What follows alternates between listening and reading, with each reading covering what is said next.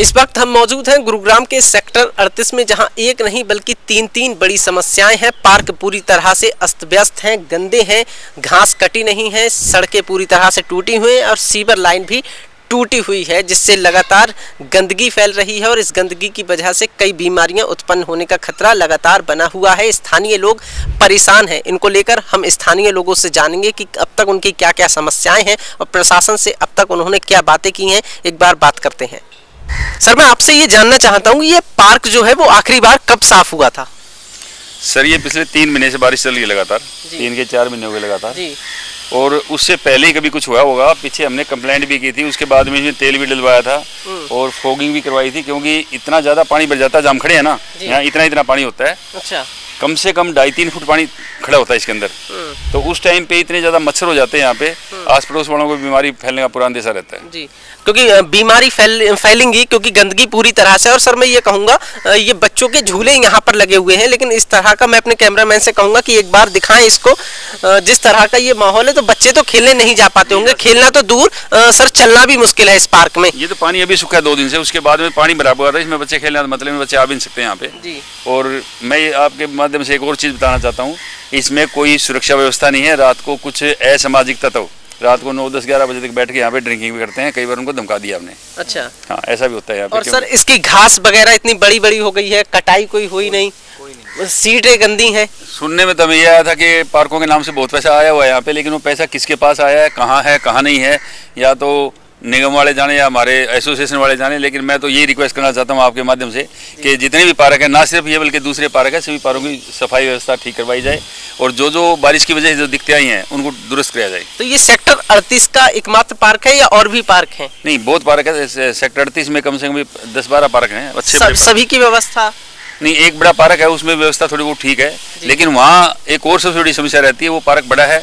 वहाँ पे शाम को महिलाएं बच्चे खेलने ले जाते हैं, घूमने जाते हैं, लेकिन वहाँ पे कुछ बड़े बच्चे बैट बॉल खेलते हैं, फुटबॉल खेलते हैं, जो किसी के मुंह पे लगता है, कभी बॉल आगे किसी मुंह पे लगती है तो उससे कोई नुकसान होता है। उनको बार मना कर चुके हम, लेकिन उसके लिए कोई ऐसा नहीं है कि उसको बंद किया जाए या किसी तरफ से उसके लिए कोई सख्त कदम उठाए जाएंगे, ऐसे बच्चे वहाँ पे ना जाएं, ऐसा असामाजिक तत्व ना जाए वहाँ पे। तो इन सभी मुद्दों को लेकर प्रशासन से, निगम से कोई बातचीत आपकी? कई बार मिल चुके हैं, 10-15 लोग इकट्ठे हो गए, उधर से चले जाते हैं, कभी उधर से चले जाते हैं। प्रशासन से भी कह लिया, निगम से भी कह लिया और हमारे प्रधान जो है उनसे भी कई बार कह चुके हैं हम जी। अब ये रोड आप देख रहे थे, रोड का हाल तो आपने देख ही लिया होगा। ये सीवर कब से टूटा हुआ है सर? ये सर जो है ना जी 5 साल से जो है ना समस्या है जी। रहती इसमें यहाँ जो है ना सीवर की कोई व्यवस्था है और नए जो है रेन वाटर हार्वेस्टिंग सिस्टम का कोई वो है। और रोड आप सामने देख ही रहे हो, रोड नाम की कोई चीज़ नहीं है। जब बारिश आती है तो ये रोड नदी बन के पानी जो है, पानी नदी बन के चलता है, न बच्चे निकल सकते न कोई और निकल सकते। और सबसे बड़ी समस्या ये है कि इधर ये ड्राइवर कॉलोनी बना रखी है, तो यहाँ जो है बच्चे खेल नहीं सकते। क्यों? इधर से हमेशा जो है ना हैवी ट्रैफिक आता रहे। आप देखो ये कारों की लो फोटो आप अंदर लेकर आए होगे, तो रहायशेबल आप देखो कितना है। और ये यहाँ आके देखो इसमें पार्क में सारा जो है ना पानी जो है ना पार्क में पूरा पानी जो है ना भर जाता है। देखा हमने कि पार्कों में पानी जमा है, घास कटी नहीं, मतलब पूरा ये सीवर का जो गंदा पानी है, मतलब गंदगी का गढ़ बन गया है, पूरी तरह से बीमारियों का गढ़ है। बीमारियों का गढ़ क्या जी, मच्छर बिन बना रहे हैं, अंदर जाके देखो आप। दूसरा ये जो है अपने जो मुख्यमंत्री जी जो थे खट्टर साहब, उन्होंने ये लाइट दी थी। अच्छा। तो एक बार ये जो लगाई थी ललित मोहन जी ने, उसके बाद में आज तक नहीं जली है। अच्छा। कोई इधर ध्यान ही नहीं देता, न तो प्रशासन ध्यान दे रहा, न इधर RW ध्यान दे रही। आम लोगों की समस्याओं से प्रशासन पूरी तरह से आंखें मूंदा हुआ है, ऐसा सर आरोप लगातार आप प्रशासन पर लगाते रहे हैं। आप देख ही रहे हो जी। हाथ कंगन को आरसी क्या, पढ़े लिखे को पारसी का। हालात आपके सामने है कि कहीं रोडी दिखाई दे रही हो, बताओ। और जब बारिश होती होगी सर तो ये गंदा पानी। अपने बात बताऊं मैं आपने कि जैसे जो है ना ये 6 महीने पहले रोड बनी थी, तो उस टाइम जो है संजीव कुमार जी जो थे एक्शन साहब, उनको कहा था कि जी रोड बना रहे हो आप, और न तो जो है ना रेन वाटर हार्वेस्टिंग सिस्टम का कोई जो है पानी निकासी का कोई साधन है, न सीवर का जो है ना साफ सफाई है ना निकल रहा है।